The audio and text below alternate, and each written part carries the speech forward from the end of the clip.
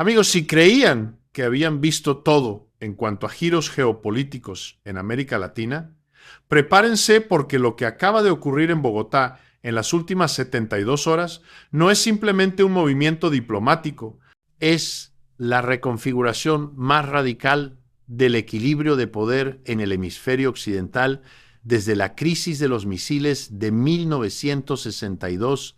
Y déjenme explicarles por qué esto, que parece una simple disputa comercial entre Colombia y Estados Unidos, es en realidad el momento preciso en que el sur global dejó de pedir permiso y empezó a construir su propio sistema de seguridad económica, dejando a Washington en una posición que ningún estratega del Pentágono había contemplado en sus peores escenarios, porque Gustavo Petro acaba de hacer algo que ningún líder latinoamericano se había atrevido a hacer en un siglo: convertir la agresión económica estadounidense en una oportunidad para acelerar la integración con las potencias emergentes de Asia, y lo ha hecho de una manera tan brillante, tan quirúrgicamente precisa, que ha dejado a la Casa Blanca sin ninguna respuesta viable que no implique autodestruirse en el proceso.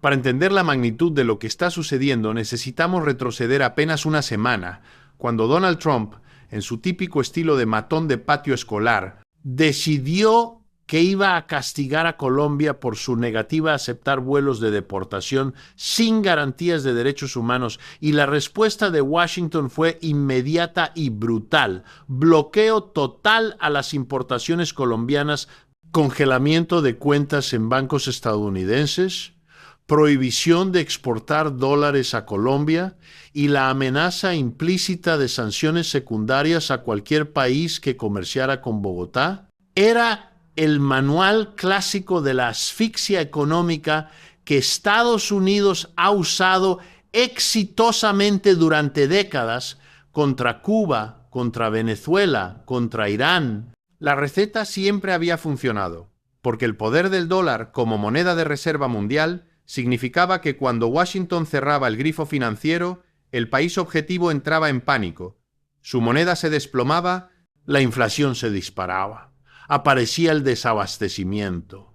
Y en cuestión de semanas o meses, el gobierno acorralado tenía que capitular y aceptar las condiciones que le impusieran desde el norte. Pero algo ha cambiado fundamentalmente en la arquitectura económica global, y Gustavo Petro lo entendió con una claridad que ha tomado por sorpresa a toda la comunidad de inteligencia estadounidense, porque en lugar de entrar en pánico, en lugar de enviar emisarios a Washington a suplicar por misericordia, el gobierno colombiano hizo exactamente lo contrario. Convocó una cumbre de emergencia con China, Brasil, México y los países de la CELAC, y en menos de 48 horas había construido lo que están llamando la Alianza del Escudo Logístico Soberano, un mecanismo de integración comercial y financiera que básicamente saca a Estados Unidos de la ecuación y lo reemplaza con actores que están más que felices de ocupar ese espacio. Déjenme explicarles cómo funciona esto, porque es absolutamente genial desde el punto de vista de la economía política y demuestra que alguien en Bogotá ha estado estudiando muy bien las lecciones de la multipolaridad emergente. El primer componente de esta alianza es la activación inmediata del corredor interoceánico seco, que es básicamente una red de ferrocarriles de alta velocidad y autopistas que conectan el puerto de Buenaventura en el Pacífico colombiano con los puertos del Caribe como Cartagena y Barranquilla. Pero aquí está la parte brillante. Esta infraestructura no va a ser operada solo por Colombia, va a ser operada bajo una jurisdicción especial compartida con empresas estatales chinas, específicamente COSCO Shipping, que es el gigante naviero del gobierno chino. Y bajo este acuerdo, cualquier carga que entre o salga por estos puertos queda automáticamente bajo la protección legal y logística de la bandera china, lo que significa que si Estados Unidos quisiera bloquear físicamente estos barcos, estaría iniciando un acto de guerra no contra Colombia, sino contra la República Popular China. Ahora piensen en las implicaciones estratégicas de esto por un momento. Estados Unidos tiene la marina más poderosa del mundo, tiene bases militares rodeando el planeta, tiene la capacidad de proyectar fuerza en cualquier océano, pero todo ese poder militar se vuelve completamente inútil. Cuando el adversario es una potencia nuclear con la que no puedes entrar en guerra abierta sin desatar un Armagedón global, Petro ha tercerizado efectivamente la defensa de sus rutas comerciales a una superpotencia rival y lo ha hecho usando las propias reglas del libre mercado y la soberanía comercial que Estados Unidos dice defender. Es judo geopolítico en su forma más pura. Usar el peso y el impulso del oponente para neutralizarlo. Pero la alianza no se detiene ahí. Y aquí es donde se pone realmente interesante desde la perspectiva económica, porque el segundo componente es un acuerdo de intercambio comercial masivo, donde China se compromete a comprar por adelantado toda la producción de café, flores, carbón y frutas que Estados Unidos acaba de rechazar, y no estamos hablando de un acuerdo de papel, sino de barcos chinos que ya están navegando hacia Buenaventura para recoger la carga.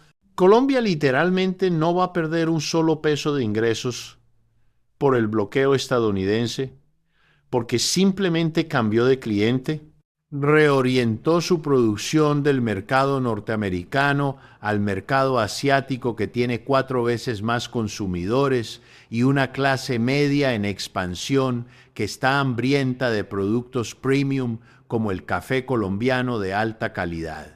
Y para los que están pensando, pero eso va a tomar tiempo, la economía colombiana va a sufrir en el proceso de transición. Déjenme contarles lo que pasó en los mercados financieros en las últimas 24 horas. Cuando se anunció la alianza, el peso colombiano, que había empezado a caer por el pánico inicial, se estabilizó inmediatamente y hasta se apreció ligeramente. ¿Por qué? Porque el Banco Popular de China activó una línea de swap de divisas por 30.000 millones de yuanes para respaldar la liquidez del sistema financiero colombiano. Esto significa que los importadores colombianos ya no necesitan conseguir dólares para comprar maquinaria, tecnología o productos manufacturados. Ahora pueden pagar directamente en yuanes y el Banco Central colombiano tiene las reservas para respaldar esas transacciones. Es la desdolarización acelerada, no por ideología, sino por necesidad práctica, y está funcionando. Ahora quiero que entiendan el nivel de pánico que esto está generando en Washington, porque déjenme explicarles algo fundamental sobre cómo funciona realmente el poder estadounidense en el mundo. Estados Unidos no es la economía más grande porque produce más cosas. De hecho, gran parte de su base industrial se desindustrializó hace décadas. El verdadero poder de Estados Unidos en la economía global viene de 2 fuentes: el dólar como moneda de reserva mundial y el control de las instituciones financieras internacionales como el FMI y el Banco Mundial. Mientras todos los demás países tengan que conseguir dólares para comerciar internacionalmente, mientras tengan que mantener reservas en dólares para estabilizar sus monedas, mientras necesiten acceso al sistema SWIFT para hacer transferencias bancarias internacionales, Washington tiene el poder de estrangular económicamente a cualquier país que se salga de la línea, simplemente cortando su acceso a ese sistema. Pero lo que Colombia acaba de demostrar es que ese poder ya no es absoluto, que existe una infraestructura alternativa construida pacientemente por China durante las últimas 2 décadas, el sistema de pagos internacionales SIPS, que es la alternativa china a SWIFT, el yuan digital, que permite transacciones sin pasar por el sistema bancario occidental, los acuerdos de swap bilateral entre bancos centrales que eliminan la necesidad del dólar como intermediario. Todas estas piezas ya estaban en su lugar esperando el momento adecuado para activarse. Y el bloqueo de Trump a Colombia fue exactamente el catalizador que se necesitaba para demostrar al resto del mundo que el sistema funciona, que no es teoría sino práctica operativa. Richard Wolff ha estado advirtiendo sobre esto durante años en sus análisis, que el imperio estadounidense no va a caer por una revolución violenta ni por una derrota militar tradicional, sino por obsolescencia económica, por la construcción de sistemas paralelos que simplemente hacen irrelevante el poder de Washington. Y eso es exactamente lo que estamos viendo desplegarse en tiempo real. Cada país que observa lo que está pasando en Colombia está tomando notas. Están viendo que un país mediano de América Latina pudo resistir el poder económico completo de Estados Unidos. Y no solo sobrevivir, sino prosperar, cambiando de socios comerciales. Y si Colombia puede hacerlo, entonces cualquiera puede hacerlo. Pero déjenme llevarlos más profundo en el análisis, porque hay una dimensión energética en esta crisis que es absolutamente crucial y que los medios corporativos están ignorando completamente. Colombia es un productor importante de petróleo, específicamente de crudo pesado, que las refinerías de la costa del Golfo de Texas necesitan para mezclar con el crudo ligero de esquisto que producen en Estados Unidos. Sin ese crudo colombiano, las refinerías estadounidenses tienen que buscar alternativas más caras en el Medio Oriente o Venezuela. Pero aquí viene el golpe maestro. Petro ha anunciado que Colombia va a dejar de exportar petróleo a Estados Unidos y en su lugar va a redirigir esos flujos hacia la India y China, y a cambio va a recibir gasolina refinada y diésel de esos países. Es un intercambio de crudo por productos refinados que elimina completamente la dependencia de las refinerías estadounidenses. Ahora algunos dirán, pero eso no tiene sentido económico. Es más eficiente exportar crudo a tu vecino cercano que enviarlo al otro lado del mundo. Y en términos puramente de costos de transporte, ¿tendrían razón? Pero aquí es donde entra la economía política. Porque lo que Colombia está haciendo es diversificar deliberadamente sus relaciones de dependencia. Están dispuestos a pagar un poco más en costos logísticos a cambio de seguridad estratégica, a cambio de tener múltiples clientes que compiten entre sí por su petróleo en lugar de un solo cliente que puede chantajearlos. Y cuando tienes economías del tamaño de India y China compitiendo por tu crudo, los precios que obtienes son mejores de todas formas. Así que la pérdida en costos de transporte se compensa con ganancias en poder de negociación. Y esto nos lleva a un punto más amplio sobre la transformación del sistema económico global que estamos viviendo. Durante el periodo de la Guerra Fría, el mundo estaba dividido en dos bloques: el capitalista, liderado por Estados Unidos, y el socialista, liderado por la Unión Soviética, y los países del tercer mundo tenían que elegir un lado o tratar de navegar entre ambos con el movimiento de países no alineados. Pero ese sistema colapsó en 1991 con la caída de la URSS. Y por 3 décadas Estados Unidos ha operado como el poder hegemónico indiscutido, el momento unipolar donde Washington podía imponer su voluntad en casi cualquier parte del mundo sin una potencia rival que lo contrarrestara. Pero ese momento unipolar está terminando. Y lo que estamos viendo emerger es algo diferente, tanto del mundo bipolar de la Guerra Fría como del mundo unipolar de las últimas 3 décadas. Estamos entrando en un mundo multipolar, donde hay múltiples centros de poder económico y político, donde Estados Unidos sigue siendo una potencia importante, pero ya no puede dictar términos unilateralmente.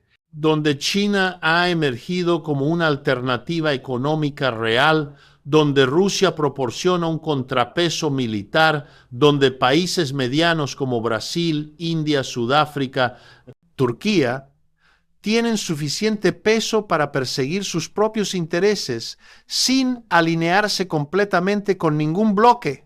Y en este nuevo mundo multipolar, los países pequeños y medianos tienen mucho más espacio de maniobra del que tenían antes, pueden jugar a las grandes potencias una contra otra, pueden construir alianzas flexibles basadas en intereses específicos en lugar de alineamientos ideológicos permanentes y, lo más importante, pueden decir no a las demandas de Washington sin enfrentar aniquilación económica inmediata, porque existen alternativas viables.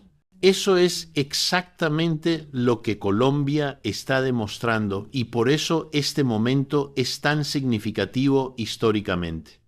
Ahora hablemos de las implicaciones para el resto de América Latina, porque esto no se queda solo en Colombia.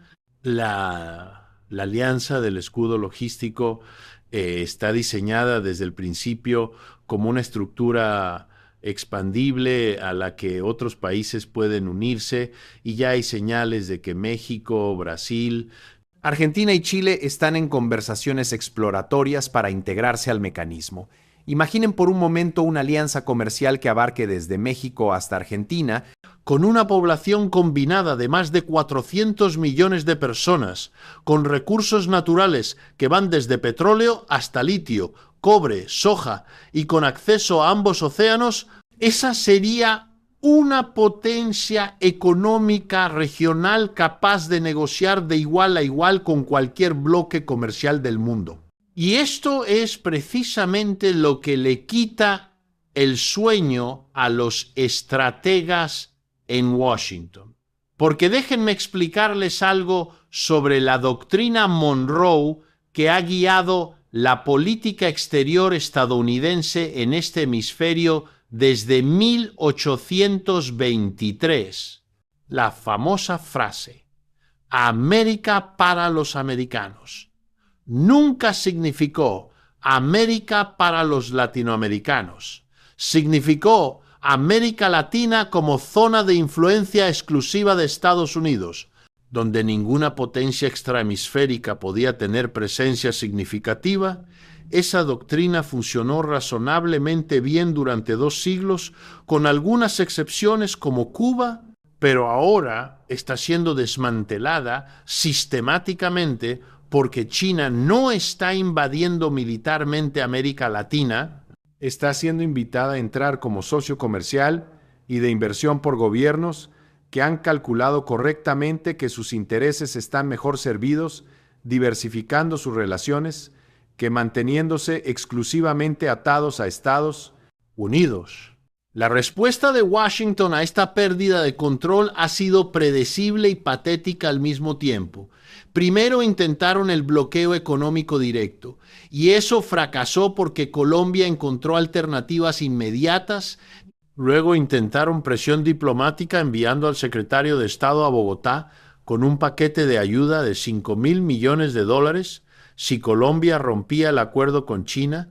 Y Petro rechazó la oferta públicamente, diciendo que ya había asegurado $50,000 millones en inversiones con sus socios asiáticos y que la soberanía nacional no estaba en subasta. Esa respuesta resonó en todo el sur global como una declaración de que el dinero de Washington ya no es suficiente para comprar lealtades, cuando la alternativa es 10 veces mayor y viene sin amenazas militares adjuntas. Entonces la Casa Blanca ha recurrido a su manual de operaciones encubiertas, y aquí es donde la situación se vuelve verdaderamente peligrosa, porque en las últimas 48 horas hemos visto señales inequívocas de que la CIA está activando sus redes de desestabilización interna en Colombia. Ha habido explosiones simultáneas en torres de transmisión eléctrica que alimentan la nueva línea férrea del corredor interoceánico.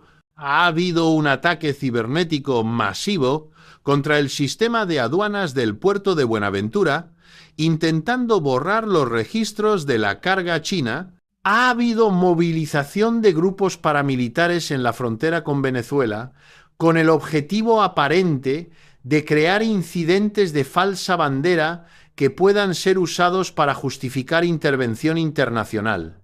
Estas no son teorías de conspiración, son patrones operativos bien documentados que Estados Unidos ha usado en Chile en 1973, en Nicaragua en los 80, en Venezuela en 2019. Cuando no pueden ganar por medios legítimos, recurren a la guerra sucia, al sabotaje, al financiamiento de oposición violenta, a la creación de caos social que pueda ser luego presentado como justificación para una intervención humanitaria.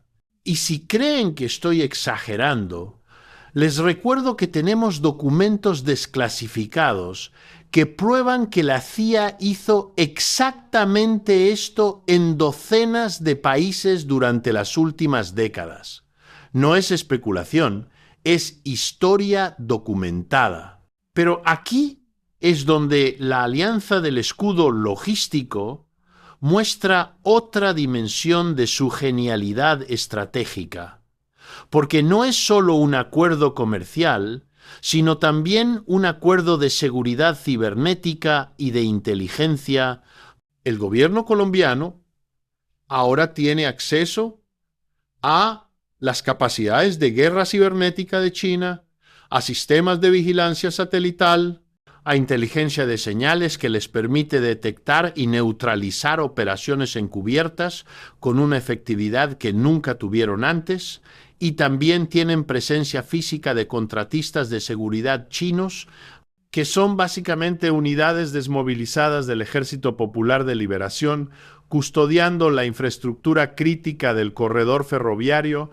Esto significa que los saboteadores financiados por la CIA ya no se enfrentan a policías locales mal equipados, sino a operadores profesionales de fuerzas especiales con orden de proteger la inversión china usando fuerza letal si es necesario. Y esto eleva el riesgo de escalada a niveles extremadamente peligrosos, porque ahora tenemos una situación donde proxies estadounidenses están en conflicto directo con personal de seguridad chino en suelo latinoamericano.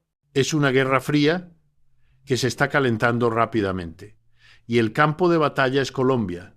Richard Wolff ha llamado a esto la internacionalización del conflicto de clases. Ya no es simplemente el Estado colombiano contra insurgentes internos o contra oligarcas locales, es el capital estadounidense intentando mantener su hegemonía contra el capital chino y el Estado desarrollista colombiano intentando construir infraestructura para acelerar su desarrollo, y esa contradicción no se puede resolver con diálogo, sino solo con la victoria de uno de los dos modelos. Ahora quiero hablar sobre las implicaciones de esto para el Canal de Panamá, porque aquí es donde la situación se complica geopolíticamente de manera exponencial. El Canal de Panamá ha sido durante más de un siglo el punto de control estratégico fundamental para el comercio entre el Atlántico y el Pacífico en el hemisferio occidental. Estados Unidos construyó el canal, controló su operación hasta 1999 y aunque formalmente lo devolvió a Panamá, mantiene tratados que le dan derecho de intervención si considera que la seguridad del canal está amenazada. Y ahora, con barcos chinos fluyendo regularmente entre los puertos colombianos del Pacífico y del Caribe, Washington está presionando brutalmente al gobierno panameño para que cierre el paso a esos barcos bajo el argumento de que representan una amenaza a la seguridad nacional. El dilema para Panamá es imposible. Si cierran el canal a los barcos chinos, violan su propia constitución que garantiza neutralidad del canal para todos los países, destruyen su economía porque China es el segundo mayor usuario del canal y el principal inversor en la zona libre de Colón, y se ganan la enemistad permanente de la potencia económica que está configurando el comercio del siglo XXI. Pero si se niegan a cerrar el canal, enfrentan la posibilidad real de una reocupación militar estadounidense, y no creen que eso es imposible. Ya hay marines en estado de alerta en bases de Florida listos para desplegarse a las esclusas en menos de 4 horas, según mis fuentes en el Comando Sur. Pero aquí es donde el corredor interoceánico colombiano vuelve a ser absolutamente crucial estratégicamente, porque al crear una ruta alternativa entre el Pacífico y el Atlántico que no pasa por Panamá, Colombia ha roto el monopolio geográfico que hacía el canal indispensable. Ahora, si Estados Unidos bloquea Panamá, la carga simplemente se desvía a Colombia, sale de Buenaventura en el Pacífico, viaja por tren de alta velocidad a través de los Andes y llega a Cartagena en el Caribe en menos de 12 horas. Es más rápido que esperar para cruzar el canal y evita completamente el punto de control estadounidense. Esto devalúa dramáticamente el activo estratégico más importante que Estados Unidos ha tenido en el hemisferio desde 1914 y es algo que el establishment de seguridad nacional simplemente no puede aceptar. Por eso estamos viendo una escalada retórica tan agresiva desde Washington, con halcones del Congreso hablando abiertamente de usar fuerza militar para proteger intereses estratégicos en la región, con think tanks produciendo documentos que argumentan que la presencia china en puertos latinoamericanos es una amenaza existencial que justifica respuesta militar, con medios corporativos bombeando propaganda sobre narcoterrorismo y estados fallidos que necesitan intervención para proteger al pueblo estadounidense. Están construyendo la narrativa que justifique la guerra y lo están haciendo a plena luz del día para cualquiera que esté prestando atención. Pero aquí está el problema fundamental con esa estrategia de escalada. Estados Unidos ya no tiene la capacidad de pelear y ganar una guerra convencional en América Latina sin destruir completamente su propia economía en el proceso. Déjenme explicarles por qué. Primero, porque cualquier bloqueo naval de los puertos colombianos significaría bloquear barcos con bandera china, lo que autorizaría a Beijing a tomar represalias en el Mar del Sur de China o en el Estrecho de Taiwán. Y Estados Unidos definitivamente no puede pelear 2 guerras navales simultáneas en hemisferios opuestos. Segundo, porque Brasil ha dejado claro que cualquier ataque a Colombia será considerado un ataque a la soberanía sudamericana y ha activado su sistema de defensa aérea en la Amazonía con capacidad de derribar cualquier avión no autorizado. Tercero, porque el 40% de las importaciones de la costa este estadounidense pasan por el Canal de Panamá. Y si ese canal se cierra en medio de un conflicto, la economía estadounidense entra en depresión inmediata. Entonces tenemos una situación de jaque mate mutuo, donde ningún lado puede usar fuerza militar sin autodestruirse, pero donde la escalada retórica continúa aumentando porque el establishment estadounidense no puede aceptar psicológicamente la pérdida de su patio trasero, es una crisis de hegemonía en su forma más pura. El momento donde un imperio en declive se da cuenta de que ya no puede imponer su voluntad, pero todavía no ha aceptado emocionalmente esa nueva realidad. Y esos momentos históricamente son extremadamente peligrosos porque imperios heridos y humillados a veces prefieren la destrucción mutua antes que aceptar la derrota. Por eso creo que estamos entrando en el periodo más peligroso de esta crisis. La fase donde, al haber fallado la coerción económica y siendo inviable la intervención militar directa, Washington va a ir all in en la guerra híbrida, sabotaje masivo de infraestructura, financiamiento de paramilitares, operaciones de falsa bandera diseñadas para crear caos social que justifique intervención humanitaria, guerra cibernética contra sistemas financieros y de comunicaciones, campañas de desinformación masiva a través de redes sociales para dividir a la población colombiana y latinoamericana en general. Van a intentar destruir desde dentro lo que no pueden controlar desde fuera. Y la pregunta crucial es si la alianza del escudo logístico puede resistir esa ofensiva, si tienen la resiliencia institucional, la unidad política, la capacidad de seguridad para mantenerse firmes bajo un ataque multidimensional diseñado específicamente para romperlos. Y honestamente no tengo una respuesta definitiva a esa pregunta porque estamos en territorio histórico inexplorado. Nunca antes un grupo de países latinoamericanos había intentado algo de esta magnitud con este nivel de apoyo de una potencia extrahemisférica. No sabemos si el modelo va a funcionar hasta que sea probado bajo fuego real. Pero lo que sí puedo decirles es que independientemente del resultado inmediato en Colombia, el genio ya salió de la lámpara y no va a volver a entrar, porque todos los demás países del sur global están observando este experimento con atención absoluta. Están viendo que existe una alternativa operativa al sistema de dominación estadounidense, que puedes decir no a Washington, y no solo sobrevivir, sino potencialmente prosperar, si tienes los socios correctos y la voluntad política para aguantar la presión inicial. Y esa lección va a ser replicada una y otra vez en las próximas décadas, a medida que más países calculen que los beneficios de la autonomía superan los costos de la sumisión. Déjenme explicarles algo sobre cómo funcionan los imperios históricamente, porque hay un patrón muy claro que se repite una y otra vez. Los imperios no caen de repente en un solo colapso dramático, caen gradualmente a medida que van perdiendo control sobre sus periferias.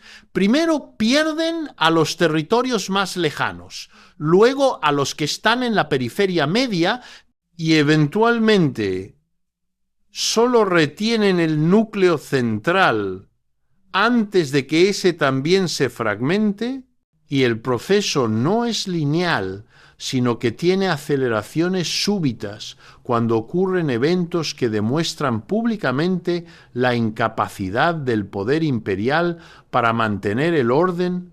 Esos momentos de demostración de impotencia son cruciales porque destruyen la ilusión de invencibilidad que es fundamental para mantener el control. Y eso es exactamente lo que está pasando con la crisis Colombia-Estados Unidos. No es solo que Colombia se está saliendo de la esfera de influencia estadounidense, es que lo está haciendo de una manera tan pública, tan dramática, tan obviamente exitosa, que está inspirando a otros a hacer lo mismo. Es un momento de demostración de impotencia imperial que va a ser estudiado en las escuelas de relaciones internacionales durante generaciones. El momento donde el sur global dejó de tener miedo y empezó a organizarse colectivamente para construir un sistema alternativo. Y quiero que entiendan las implicaciones económicas de esto para el ciudadano estadounidense promedio, porque hay una desconexión masiva entre los intereses de la élite imperial y los intereses de la clase trabajadora estadounidense. Las guerras económicas y potencialmente militares que Washington está librando en América Latina no benefician al trabajador de Michigan o Texas o California. De hecho, lo perjudican directamente porque causan inflación. Al interrumpir cadenas de suministro, causan desempleo cuando las empresas no pueden conseguir insumos, causan que los impuestos se desperdicien en aventuras militares, en lugar de invertirse en infraestructura doméstica, educación, salud. El trabajador estadounidense no tiene ningún interés en que su gobierno mantenga control hegemónico sobre América Latina. Ese es un interés exclusivo de las corporaciones multinacionales que extraen recursos y de los contratistas de defensa que ganan billones con presupuestos militares inflados. Pero esas corporaciones han capturado completamente el proceso político estadounidense a través del financiamiento de campañas y el lobbying. Entonces, las políticas exteriores se hacen para beneficiar a una minoría minúscula, mientras se presentan al público como defensa de intereses nacionales o de valores democráticos, es una mentira sistemática que se está volviendo cada vez más difícil de mantener a medida que las consecuencias económicas domésticas se vuelven imposibles de ignorar. Y por eso estamos viendo dentro de Estados Unidos el surgimiento de un movimiento político que cuestiona fundamentalmente el imperio, no desde la izquierda tradicional únicamente, sino también desde sectores del movimiento obrero que están cansados de ver cómo se desperdician recursos en guerras mientras sus comunidades se desindustrializan y empobrecen. Ese movimiento todavía es minoritario, pero está creciendo. Y crisis como la de Colombia lo fortalecen porque demuestran el punto central, que el imperialismo no beneficia al pueblo estadounidense. Beneficia exclusivamente a su clase capitalista. Ahora quiero hablar sobre el aspecto ambiental de esta crisis, porque es algo que se está discutiendo muy poco, pero que es absolutamente crucial para entender las dinámicas de largo plazo. El corredor interoceánico colombiano está siendo diseñado desde el principio con tecnología ferroviaria eléctrica alimentada por la capacidad hidroeléctrica de Colombia. Es infraestructura verde que va a reducir dramáticamente las emisiones de carbono del transporte de carga comparado con los barcos diésel que atraviesan el Canal de Panamá. Y esto no es casualidad, sino estrategia deliberada, porque China está posicionándose como el líder global en tecnología verde y está usando esa ventaja tecnológica para crear dependencias del mismo tipo que Estados Unidos creó con el petróleo durante el siglo XX. Piénsenlo de esta manera.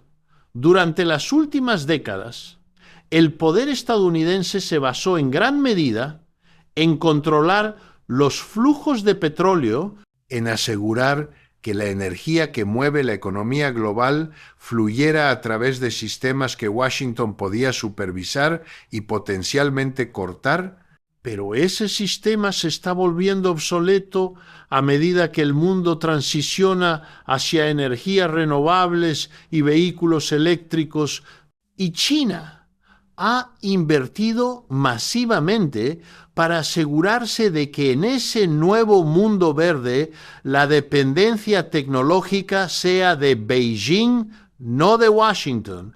Controlan la producción de paneles solares, de baterías de litio, de turbinas eólicas, de trenes eléctricos de alta velocidad, y están usando esa ventaja tecnológica exactamente como Estados Unidos usó su control del petróleo, para crear relaciones de dependencia que se traducen en influencia política.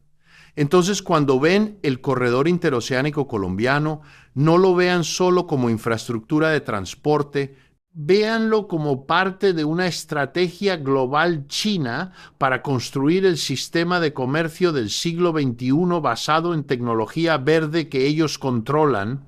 Están apostando a que el futuro es multipolar y verde, y se están posicionando para ser el actor dominante en ese futuro, mientras Estados Unidos sigue aferrado a un modelo basado en combustibles fósiles y dominación militar que se está volviendo progresivamente obsoleto tanto tecnológica como políticamente. Y esto nos lleva a una pregunta fundamental sobre el tipo de mundo que queremos construir. Porque no se trata simplemente de reemplazar la hegemonía estadounidense con la hegemonía china. Eso sería simplemente cambiar de amo, no liberarse. La visión que países como Colombia están articulando, al menos en retórica, es de un mundo genuinamente multipolar, donde múltiples centros de poder se balancean mutuamente y donde los países medianos tienen espacio para perseguir sus propios modelos de desarrollo sin ser forzados a alinearse completamente con ningún bloque. Ahora, ¿va a funcionar esa visión en la práctica o vamos a terminar simplemente con una nueva forma de dependencia de Beijing en lugar de Washington? Esa es la pregunta del $1 billón y honestamente nadie lo sabe todavía. Va a depender de cuánta autonomía real puedan mantener países como Colombia en su relación con China, de si pueden evitar caer en las trampas de deuda que han caracterizado a algunos de los proyectos de la Franja y la Ruta en África y Asia, de si pueden construir capacidades industriales y tecnológicas propias en lugar de simplemente convertirse en proveedores de materias primas para la máquina industrial china. Pero lo que es claro es que el statu quo, donde América Latina era simplemente el patio trasero estadounidense, se ha roto irreversiblemente y eso crea un espacio de posibilidades políticas y económicas que no existía antes. Un espacio que puede ser usado para construir modelos de desarrollo más equitativos y sostenibles, o que puede ser capturado por nuevas formas de dominación externa. ¿Y cuál de esos caminos se tome depende fundamentalmente de las luchas políticas internas en cada país, de si los movimientos populares pueden mantener presión sobre sus gobiernos para que usen esta nueva autonomía en beneficio de las mayorías, o si las élites locales simplemente van a negociar su integración subordinada al sistema chino. Les voy a ser honesto. Como alguien que ha estudiado economía política durante décadas, estoy simultáneamente esperanzado y preocupado por lo que estoy viendo. Esperanzado. Porque finalmente estamos viendo grietas reales en un sistema de dominación imperial que ha causado sufrimiento masivo en el sur global durante más de un siglo. Esperanzado porque la multipolaridad emergente crea espacios para experimentar con modelos económicos alternativos que no sean ni el capitalismo neoliberal estadounidense ni el capitalismo de Estado autoritario chino. Esperanzado porque veo movimientos sociales en América Latina que entienden estas dinámicas y están luchando por direccionar el proceso hacia resultados emancipatorios. Pero también estoy preocupado porque los imperios en declive son extremadamente peligrosos, porque la historia muestra que a menudo prefieren destruir lo que no pueden controlar. Preocupado porque China, aunque ofrece una alternativa al dominio estadounidense, no es ningún modelo de democracia participativa o derechos laborales. Preocupado porque las élites latinoamericanas han demostrado históricamente una capacidad increíble para traicionar a sus propios pueblos a cambio de preservar sus privilegios. Preocupado porque la ventana para actuar en la crisis climática se está cerrando y todo este conflicto geopolítico está retrasando la acción coordinada que necesitamos desesperadamente. Entonces la pregunta no es si deberíamos estar celebrando o lamentando lo que está pasando en Colombia. La pregunta es, ¿qué podemos hacer como ciudadanos conscientes en nuestros respectivos países para influir en la dirección que tome este proceso? Y la respuesta depende de dónde estés. Si estás en Estados Unidos, tu responsabilidad es luchar contra el imperialismo de tu propio gobierno, presionar para que se detenga la guerra económica y las operaciones encubiertas, exigir que los recursos masivos que se gastan en dominación externa se inviertan en lugar en las comunidades devastadas por décadas de neoliberalismo, construir solidaridad con los movimientos en América Latina que están resistiendo la dominación estadounidense.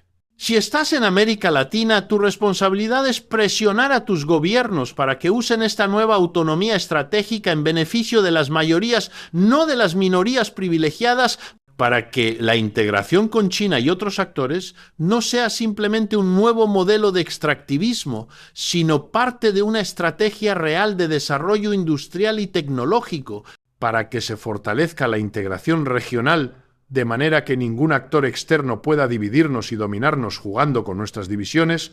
Y si estás en Europa o Asia, Tu responsabilidad es entender que este conflicto te afecta directamente porque el orden global que emerge de él va a determinar las condiciones bajo las cuales todos vivimos. Y para todos nosotros, independientemente de dónde estemos, la tarea crucial es educarnos sobre estas dinámicas de economía política global, porque el poder de los imperios y de las corporaciones multinacionales depende fundamentalmente de nuestra ignorancia, de que no entendamos cómo funciona realmente el sistema y por lo tanto no podamos organizarnos efectivamente para cambiarlo. Por eso, canales como este son importantes no porque yo tenga todas las respuestas, sino porque estamos creando espacios donde estas conversaciones pueden suceder, donde podemos aprender juntos, donde podemos romper el monopolio informativo de los medios corporativos que sistemáticamente ocultan o distorsionan estas realidades.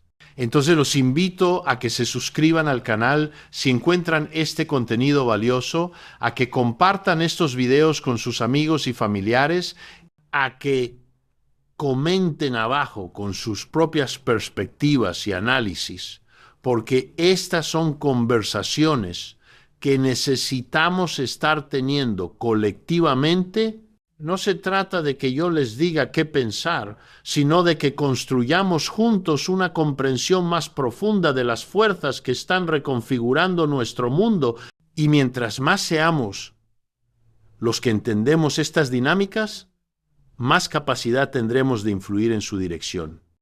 La crisis entre Colombia y Estados Unidos que estamos analizando hoy no es un evento aislado, sino un síntoma de una transformación sistémica mucho más amplia.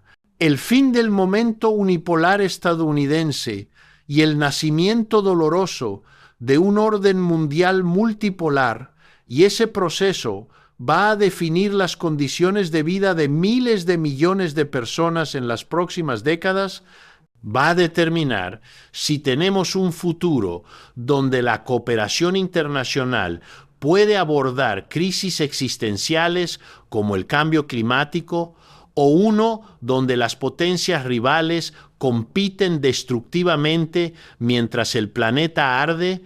Va a determinar si los frutos del desarrollo tecnológico se distribuyen equitativamente o se concentran aún más obscenamente. Estas no son preguntas académicas abstractas, sino cuestiones profundamente prácticas que afectan si la gente puede comer, si puede acceder a atención médica, si puede vivir con dignidad.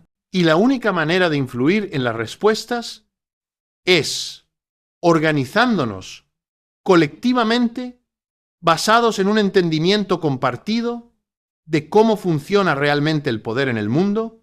Por eso el trabajo de educación política que estamos haciendo aquí importa, por eso necesitamos seguir teniendo estas conversaciones, incluso cuando son incómodas o complicadas. Por eso no podemos permitir que el cinismo o la desesperanza nos paralicen.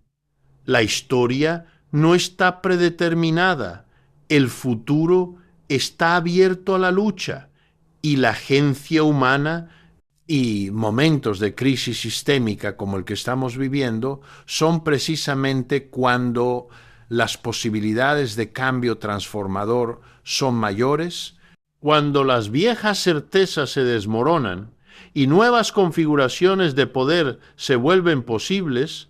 Nuestro trabajo es asegurarnos de que esas nuevas configuraciones sirvan a las mayorías, no a las minorías, que construyan un mundo más justo, no simplemente uno con diferentes amos. Entonces, mientras observamos lo que está pasando en Colombia, mientras vemos a un país mediano desafiar exitosamente al imperio más poderoso de la historia moderna, dejemos que eso nos inspire, pero también nos desafíe a pensar más profundamente sobre qué tipo de mundo queremos construir en las ruinas del orden que se está desmoronando. Dejemos que nos motive a organizarnos en nuestras propias comunidades y países para luchar por ese mundo. Porque al final del día, los sistemas de poder no se transforman solos, se transforman cuando suficiente gente decide que el statu quo es inaceptable y está dispuesta a hacer el trabajo duro de construir alternativas. Y con eso, amigos, les agradezco por llegar hasta el final de este análisis extenso pero necesario. Si tienen preguntas, comentarios, desacuerdos, los leo todos y trato de responder lo que puedo. Si quieren apoyar el canal, pueden hacerlo suscribiéndose, activando las notificaciones para no perderse los próximos análisis y compartiendo este contenido con otros que puedan beneficiarse de estas perspectivas. Seguiremos analizando estos desarrollos a medida que evolucionen, porque esta historia está lejos de terminar. De hecho, apenas está comenzando. Nos vemos en el próximo video. Y recuerden que la única manera de cambiar el mundo es primero entenderlo y luego organizarse colectivamente para transformarlo. Hasta la próxima.